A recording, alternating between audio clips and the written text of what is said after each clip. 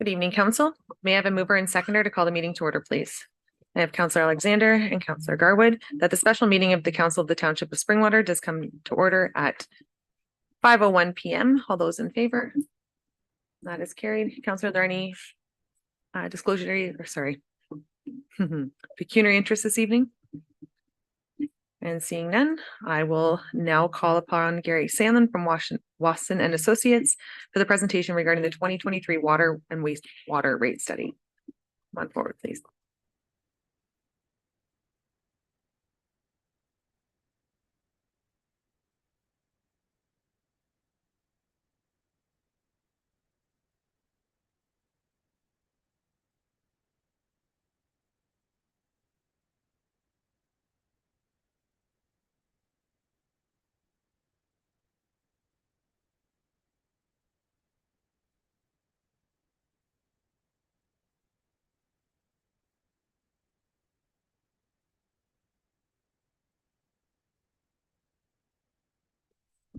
My apologies. I think we have difficulty with recording, so just 1 second here. Thank you. My apologies.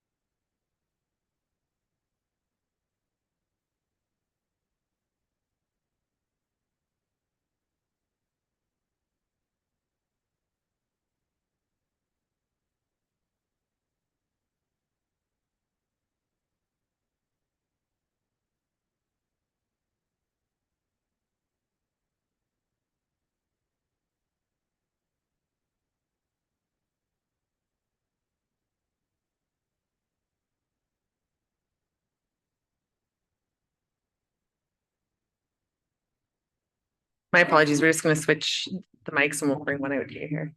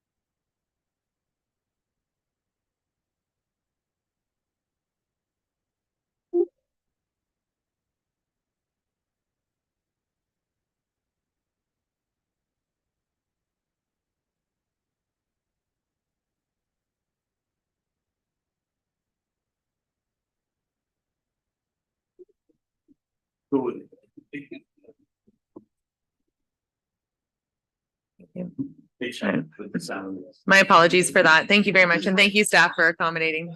And we're good with the slide. So there's, yeah, just the button to the side there, and whenever you're ready. Thank you. All right, round two. So thank you very much for having us here in person. I guess even with the technical difficulties, I think it's still better than being virtual.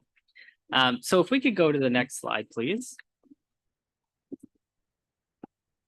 So the purpose of undertaking a water and wastewater rate study is to look at what your current and future needs are for your water and your wastewater system. So you want to look and identify if the rates that you're imposing are providing cost recovery for the system. And so as part of this study, we're going to look at the current and future capital needs for the water and the wastewater systems. We'll look at how we're going to recover those costs and how we're going to pay for those capital needs. We'll look at the future operating costs that we've identified over the 10-year period. And then we'll combine all this information along with some other assumptions we'll talk about to identify some new rates that we would recommend so that we are trying to ensure that full cost recovery for the system. So if we go to the next slide, please. More specific to the township is you do have significant development planned over the next 20 or so years. As part of the 2020-2021 long-term financial plan analysis that our firm had undertaken, we did undertake a water and wastewater rate study analysis at that time. As part of that work, it was identified that with all of the development in Midhurst, you're going to essentially double the population of the township over a 20-year period. So significant amount of growth. With that comes significant amount of infrastructure. And so as part of the Midhurst development, there will be water and wastewater treatment plants constructed to accommodate the new development, as well as some linear infrastructure, those water and those wastewater pipes. And that infrastructure will ultimately be assumed by the township once it's constructed, completed, and passes the assumption period. And so once the township assumes that infrastructure, you have to start planning for the ultimate replacement of that infrastructure in terms of capital needs. And you also have to take on that operating cost for that infrastructure. And so we want to incorporate that into our financial analysis. And we have, and we'll show you how we've done that in the subsequent slides. Next slide, please. So we started this work back in July. We started undertaking the calculations, meeting with township staff to iron out some of the assumptions and inputs, and we did that work through July to November. On November 21st, we held a public information session, actually in this chamber. And then subsequently, and as part of the agenda package, we released a background report detailing the calculations that we've provided for. With that, we're here this evening with the special council meeting to present all these findings for your consideration. Next slide, please. So since the Walkerton crisis in the year 2000, there's been a number of legislative changes that have occurred, which really guide how you provide water and wastewater services to your residents. And so there's been the Safe Drinking Water Act and the associated regulation that requires you to prepare a financial plan. There's the Sustainable Water and Sewage Systems Act, the Clean Water Act, and the Water Opportunities Act.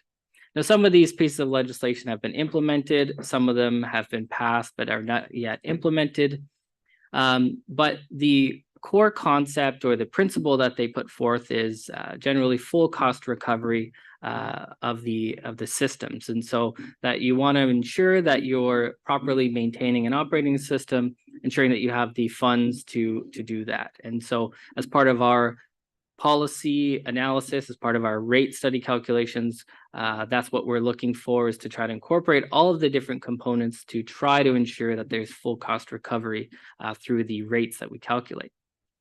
In addition to those pieces of legislation, there's the Municipal Infrastructure Strategy and the Infrastructure for Jobs and Prosperity Act, which really speak to asset management. And proper asset management includes financial planning for the replacement of all of the assets. And we'll talk about how that gets incorporated into the analysis and how that becomes some of the considerations of the rates that we're recommending or identifying here.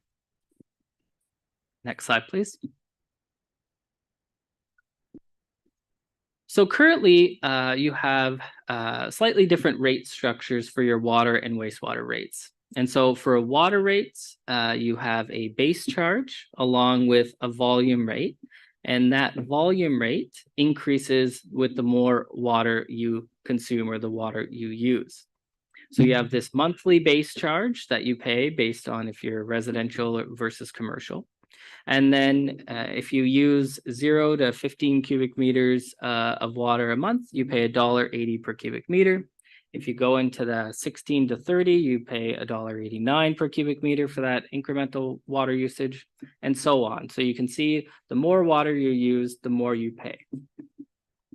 For wastewater, you actually have a base charge that's paid every month, as well as a volume charge. Now, this volume charge is a constant volume charge. So no matter how much wastewater you're billed for, it's still $2.70 per cubic meter. Now, we'll note that back in about 2017, 2018, there was a lot of discussion on the rate structure for wastewater. It actually was an increasing block rate similar to the water rates, where we had the more you consume or the more you utilize, the more you pay. As part of the discussion, it was recommended at that time that we move to this constant volume rate so that if there are large water users for residential purposes, that they're not impose this higher charge for, let's say, watering their lawns or doing these kind of activities where they're using a lot of water, because your wastewater bill is based on how much water you use, because we can meter the water volumes, but we can't meter the wastewater usage. Okay. Next slide, please.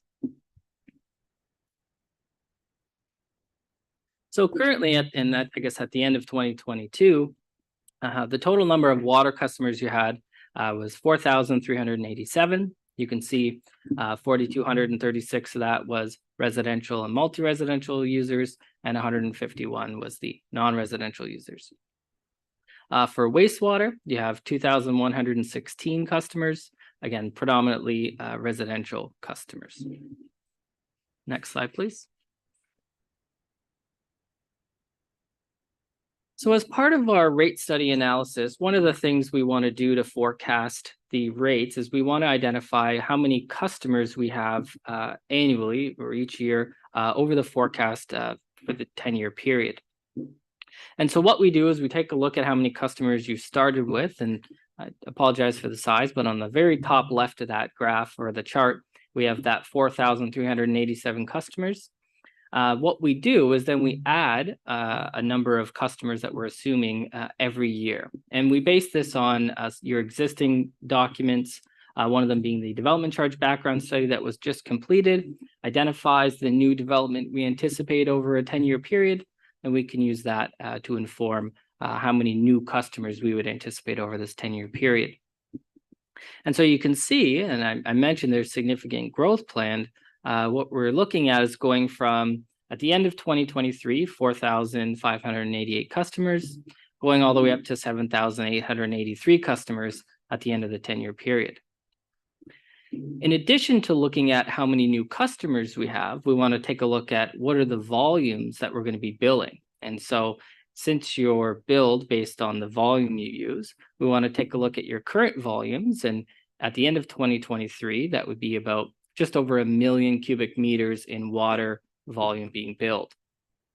At the end of the forecast period, at the end of the 10 years, we're looking at about just over 1.6 million cubic meters. So an increase of 60% over that time frame. So significant increase in the customers and the volumes anticipated over this forecast period.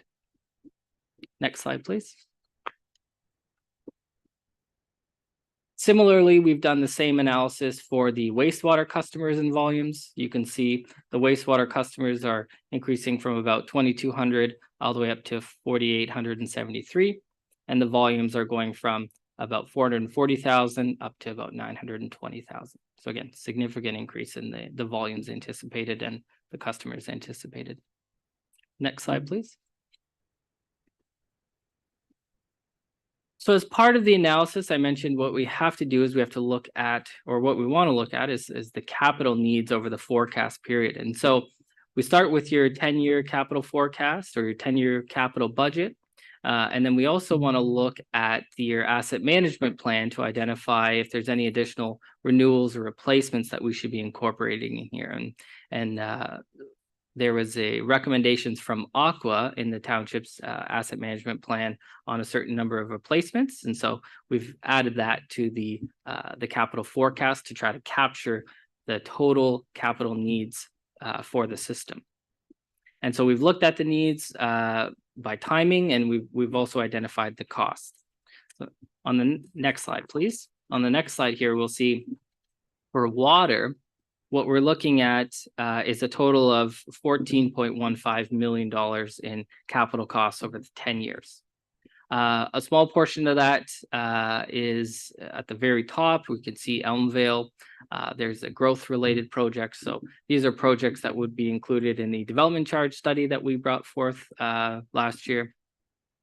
And the rest underneath, you'll see the majority of the costs are replacement or renewal or rehab of your existing assets. One of the things I will note is, and I noted at the beginning that the Midhurst developments are going to be constructing the water and the wastewater treatment plants, as well as the linear infrastructure, the pipes. So since they're paying for that infrastructure, we haven't included it in the capital cost because we wanted to show the capital costs that you'll be incurring over the 10-year period. What's anticipated is about $74 million in infrastructure being built for water and then eventually assumed by the township. And I mentioned that because, again, when we're talking about asset management planning and full financial recovery, we have to take some of that into consideration because now that's going to be your assets. Next slide, please. So for wastewater, it's a little bit different. You can see it's the $37.88 million in capital costs over the 10 years. And you'll see actually at the top under the Elmvale or the growth-related projects, there's a significant amount of capital costs identified for the Elmvale area to accommodate growth. One of the things to keep in mind is, as kind of a policy in the township, Elmvale has always had a development charge for the water and the wastewater areas. The other areas like Midhurst and some of the other settlement areas, there's no development charge for water and wastewater. The developers are required to pay for the infrastructure themselves, as with Midhurst. And so you'll see throughout the presentation and in the report, there's actually two scenarios that we have calculated rates on. One of them being based on the current policy of the township cash flowing the growth related projects. So you're going to build the infrastructure to allow the growth to happen in Elmvale. The second is the developers would front end or they would cash flow the infrastructure, similar to how Midhurst developers are doing. So we wanted to show you what the impact on the rates would be given these two scenarios if the developers were to cash flow the infrastructure in Elmvale. Okay, so again, we're looking at about $37.88 million in capital costs over the 10 years, not including the Midhurst infrastructure of about $181 million of the wastewater treatment plants and the linear infrastructure. Next slide, please. So as part of this, we need to identify, well, how are we going to pay for these capital costs? And so there's a few ways in which you can do it. And so we've identified funding from your reserves. We've identified funding from development charges, use of debt in some instances, and then as well, transfers from your operating budget. We haven't identified any grants because we're not aware of any grants for sure that you're receiving. So unless you were certain that you're going to get grants for specific projects, we would want to keep those out. And then Municipal Act is Part 12 of the Municipal Act, or Section 391, provides you the ability to impose capital charges on lands, but you don't have those in place, so we've kept those away for the water and wastewater analysis. So on the next slide, I just want to highlight, when we talk about funding from reserves, how much money do you have in the reserves currently? And we'll come back to this towards the end of the presentation about why we've identified the rate increases that we have. Comes down to how much money you're going to have in the reserves over time. Again, you need to ensure financial sustainability. So how do we do that? Ensure you have the money in the reserves to deal with replacement of the infrastructure, rehab of the infrastructure as you go. So currently you have about 10.27 million in the water capital reserve. And if we look at the development charge reserve funds for water, about $600,000. For wastewater, you can see the capital reserve only has about $157,000 at the end of 2022. And the development charge reserve funds have about $175,000. Next slide, please. So we're talking about funding the capital program. We've identified this here. So on the water side, we're identifying about 227,000 coming from development charge reserve funds, 1.1 million from growth related debt, and that debt is to cash flow the growth related infrastructure, that development related infrastructure in Elmvale, and then 12.8 million coming from the on the wastewater side, and this is where we provided two different scenarios. So this is scenario one, where the township would cash flow the development of the infrastructure for to allow development to occur in Elmvale. We got about 1.3 million from development charge reserve fund, and you can see 19.7 million coming in growth related debt so that you can cash flow the infrastructure for the Elmvale developments. There's about 6.6 million in debt for replacement of existing assets, and then about 10.23 million would come from the wastewater reserve. So if we go to the next slide, you'll see how that changes for the wastewater. If the developers were required to front end or finance or cash flow the infrastructure, that would be about 17.7 million they would cash flow. We still have about 1.3 million coming from the development charge reserve fund for some other minor capital projects, but you can see the growth related debt that you'd have to issue would only be about $2 million, right? So instead of cash flowing the $19.7 million, you'd be cash flowing only $2 million. So big difference there. Okay. Next slide, please. So I talked about the need for asset management, for identifying your existing assets and planning to replace them. So what we've done is we've taken a look at your existing assets. And if we look at the water system, the infrastructure dates back to about the 60s, wastewater, the mid 90s, and that's actually relatively newer than other municipalities. And what we're looking at in total, the total replacement value of all the infrastructure currently is about $288 million. And if we look at that, break it down on water and wastewater, and we look at the replacement value relative to the number of users that it accommodates, or the existing number of customers, what that says is, as a township, you've invested about $44,515 per customer to get the water treated and to get the water to the homes.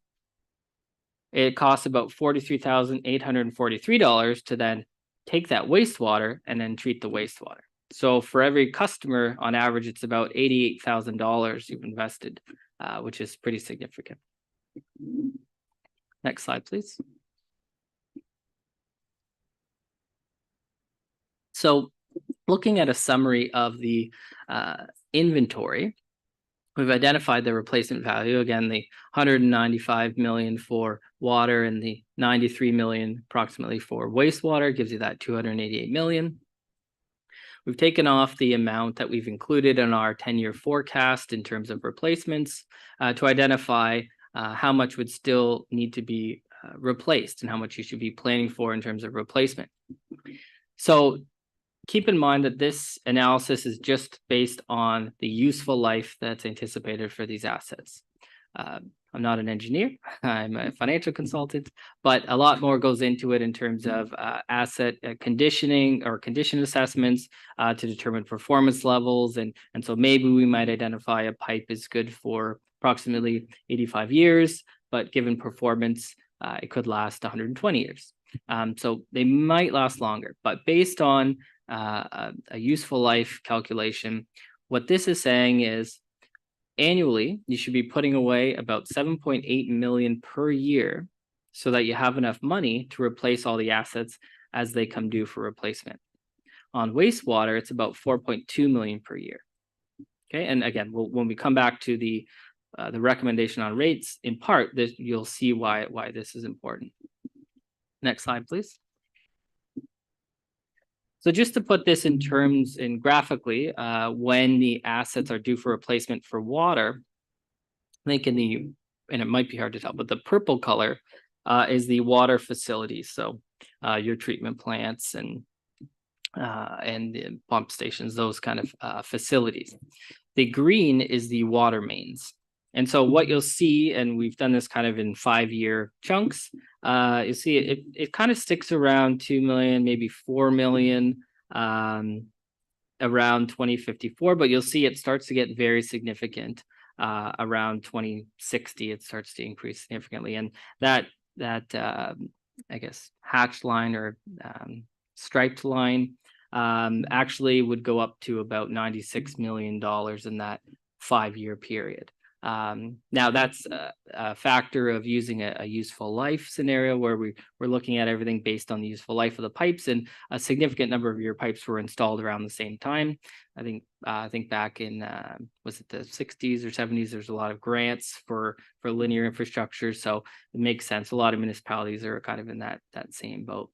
And so right now it's still a little far out, but you can see over time there will be some significant infrastructure replacement that has to be managed in the future. Next slide, please. So similarly on wastewater, we have a kind of similar graph where we have some significant expenditures occurring in that kind of 2055 range, which I think the green stripe line goes up to about 41.3 million in that 5-year period. And then in 2070, that 5-year period is about 31 million. And so significant replacement needs around those times. Next slide, please. So we talked about the capital. We talked about trying to plan for the replacement of your existing assets. We also took a look at your operating budgets. And so as a starting point, we'll take your existing operating budget, and then we've applied some inflationary factors over time. So 5% for materials and utilities. Typically, they inflate at a higher rate than other operating costs. And then we've used 3% inflation across the board for the other operating costs. What we also did was then took a look at the anticipated assumption dates for those large Midhurst treatment plants. So on the water treatment plants, the assumption is 2025, you'll assume one of them, and 2027, you'll assume the next one.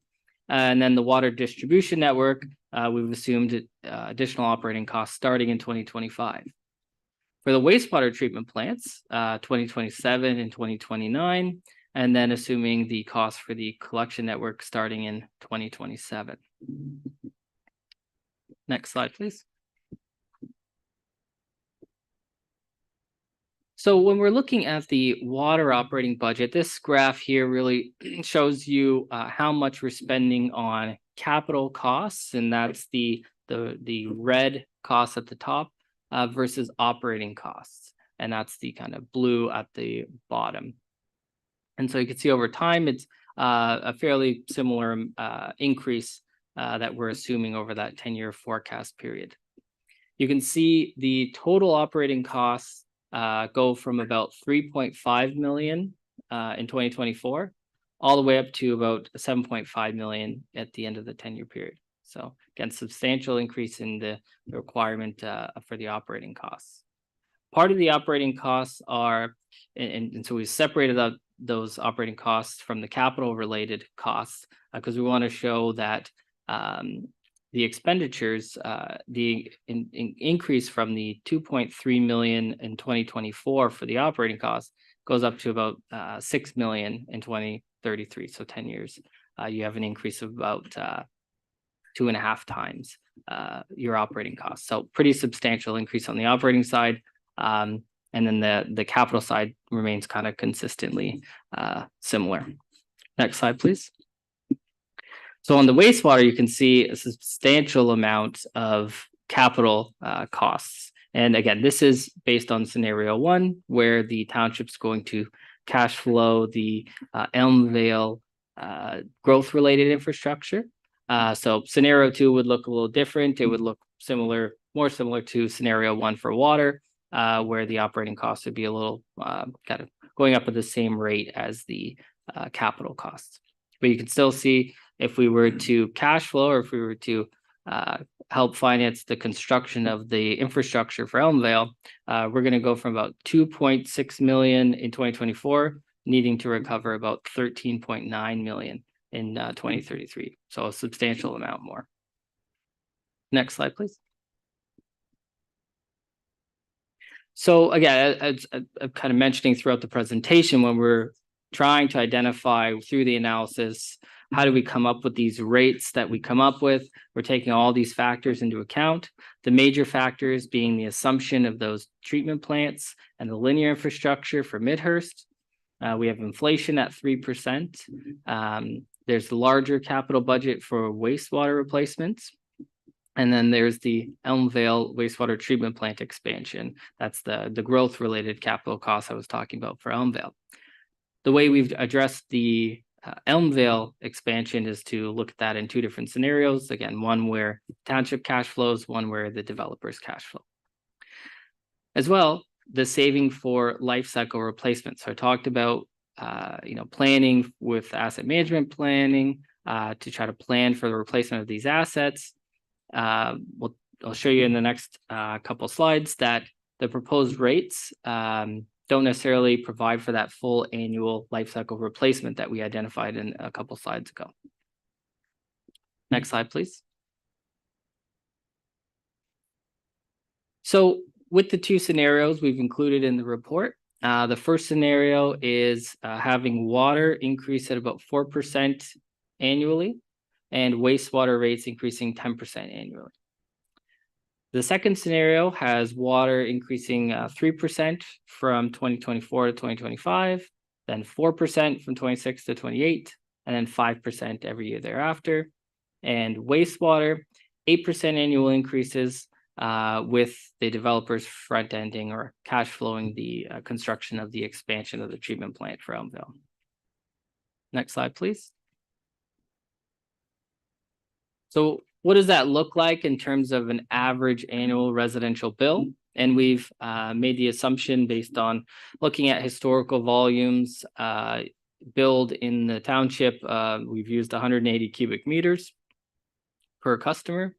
And so if we look at 180 cubic meters used annually, you'll see if we look at scenario 1, the rate in 2023 would go from $1,505 for the year up to $1,622, so 8% increase.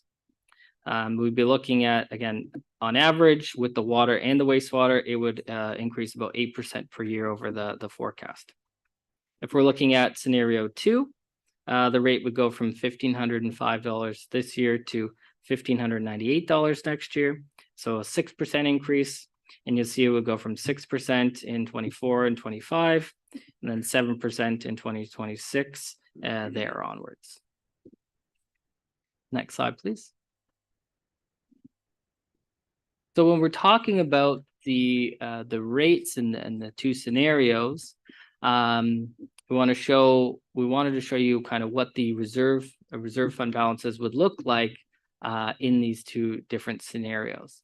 And again, want to keep in mind that we wanted to try to target maybe saving towards the annual life cycle replacement of 7.8 million per year. That is a substantial amount.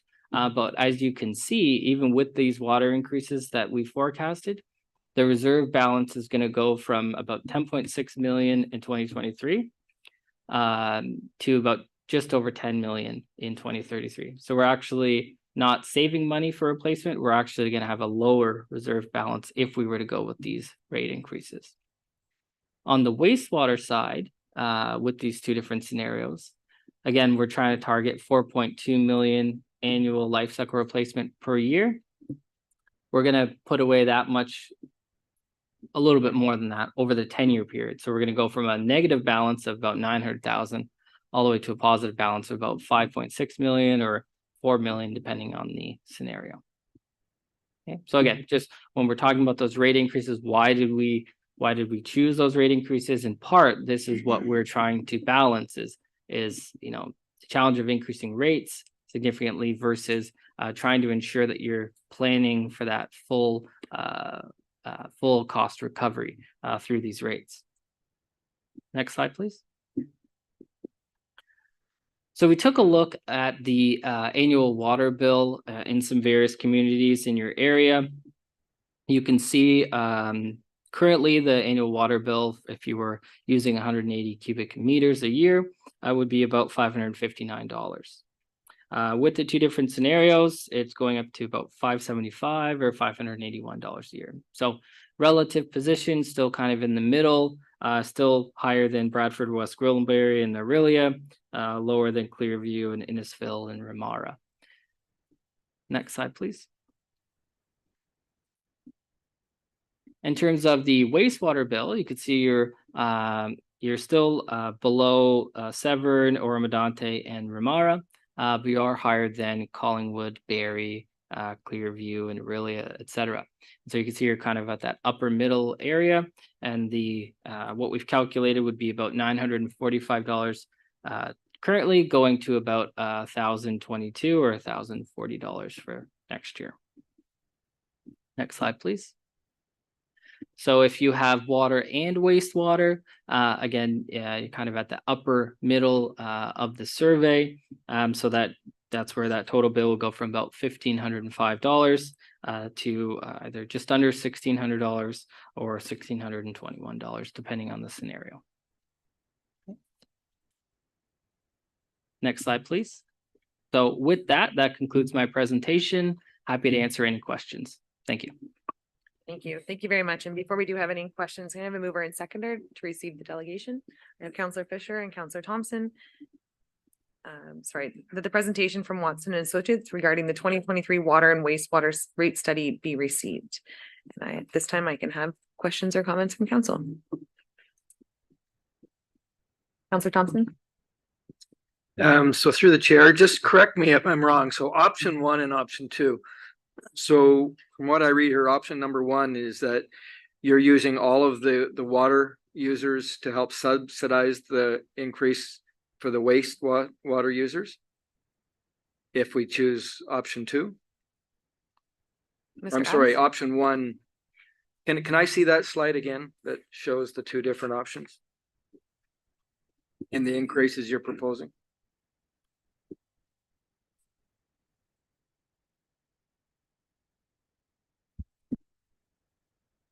So I think that would be, so through the mayor, would that be slide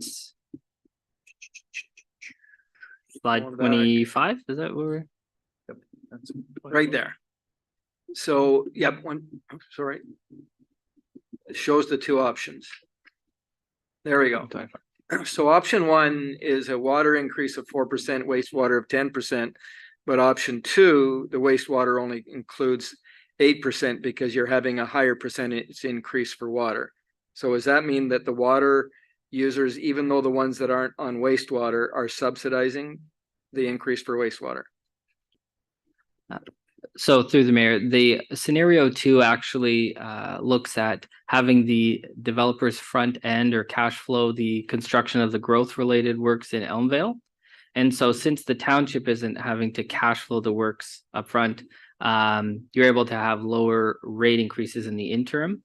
So that lower rate increase for wastewater is actually due to having the developers front end or cash flow the infrastructure. Deputy Cabral? Thank you, Mayor Cogburn. When you spoke about Elmville and a bit of a unique situation there with the development charges for growth, and talking about the front ending for the Elmville projects, would that be, I guess what I'm trying to figure out here is if the developers are paying for it, it would not be included in DC charges that would be applicable for it, or would they still be captured going down the road? Because it seems to me that it's kind of like a break, but not really a long-term break. Mr. Adams? Yeah, so through the mayor, so there's a couple options. So if we're utilizing front ending under the Development Charges Act, what that really is the developers giving the township a loan to construct the infrastructure. And so they would, depending on if it's maybe one or two of the developers, they would cash flow the infrastructure. And then as the other developers construct and build, they're going to pay development charges to the township, would then give that money back to the front end or whoever gave us the loan. Councillor Alexander?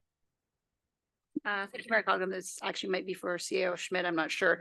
I'm just wondering why in Elmville, it's structured this way, where it seems like it's structured in Midhurst and the other settlement areas that the developers are paying for the infrastructure out of the gate.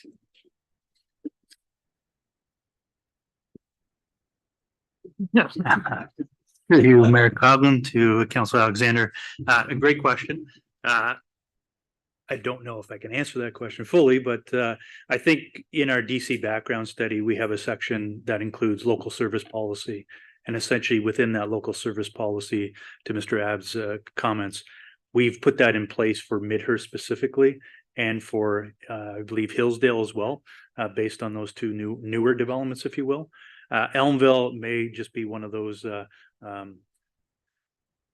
grandfathered type situations, if you will, that we would have to start to consider and put a local service policy in place. And I think in some respects too, it may be that Elmville was the first to kind of go, if you will, and it kind of was based on I guess probably criteria at that time where local service policy maybe wasn't as advanced as it is today. But that's really the answer I have for you. I think moving forward, that is something that definitely we can consider and have council obviously decide whether they want to move in that direction. Thank you. Any additional questions? No? So the resolution is that the presentation from Watson and Associates regarding the 2023 water and wastewater rate study be received. All those in favor? And that has carried. And may I have a mover and seconder for the confirmatory bylaw, please? Councillor Thompson and Fisher, that bylaw 2023-114 to confirm and adopt the proceedings of council at the special meeting held on December 6, 2023, listed here and be signed and sealed by the mayor and clerk. All those in favor?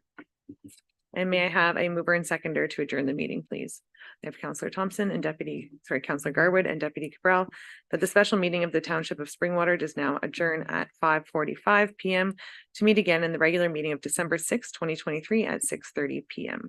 All those in favor? That has carried. Thank you very much.